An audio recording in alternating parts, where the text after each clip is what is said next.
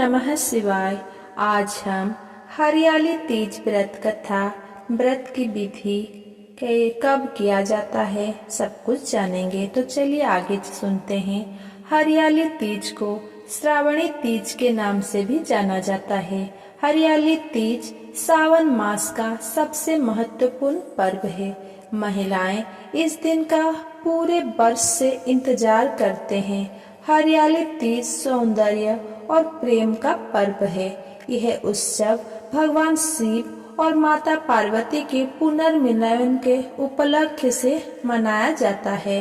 इस साल हरियाली तीज 27 जुलाई यानी कि रविवार 2025 को है। इस दिन व्रत कथा का पाठ जरूर करना चाहिए। इसके बिना पूजन का फल प्राप्ति नहीं होता है। तो चलिए सुनते हैं हरियाली तीज व्रत कथा। पौराणिक मान्यता है कि भगवान शिव माता पार्वती को पूर्व जन्म की बात सुना रहे थे। कहानी को सुनाते हुए शंकर जी पार्वती माता से कहते हैं कि हे पार्वती, तुमने पति के रूप में मुझे पाने के लिए कई सालों तक तपस्या की है। तुम्हारी कठोर तपस्या के दौरान तुमने अन्न और जल का भी त्याग कर दिया था। उसके बाद मैं तुम्हें वर के रूप में प्राप्त हुआ था। भोलेनाथ कहते हैं कि पार्वती, एक बार नारद मुनि तुम्हारे घर गए थे। घर जाने के बाद नारद मुनि ने आपके पिता से कहा कि मैं विष्णु जी के भेजने पर यहाँ आया हूँ।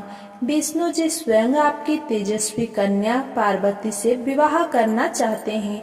नारद मुनि के ये बात सुनकर पर्वतराज प्रसन्न हो गए। इसके बाद नारद मुनि की ये बात आपके पिताजी ने आपको बताई। तुम इस प्रस्ताव से दुखी हुई। तुमने रेत की शिवलिंग बनाकर तप किया। फिर तुम्हारी तपस्या से प्रसन्न होकर सावन मास की शुक्ल पक्ष की तृतीया तिथि पर मैंने तुम्हें दर्शन दिए। इसके बाद तुम्हारी मनोकामना पूरी करने का वचन देते हुए मैंने तुम्हें पत्नी के रूप में स्वीकार कर लिया। श्रावण तीज के दिन तुम्हारी इच्छा पूरी हुई और तुम्हारे कठोर तप की वजह से हमारा विवाह भी हुआ है। तभी से लेकर ऐसी मान्यता है कि जो भी महिला सावन तीज पर व्रत करती है उसके वैवाहिक जीवन में खुशियां ही खुशियां बनी रहती है।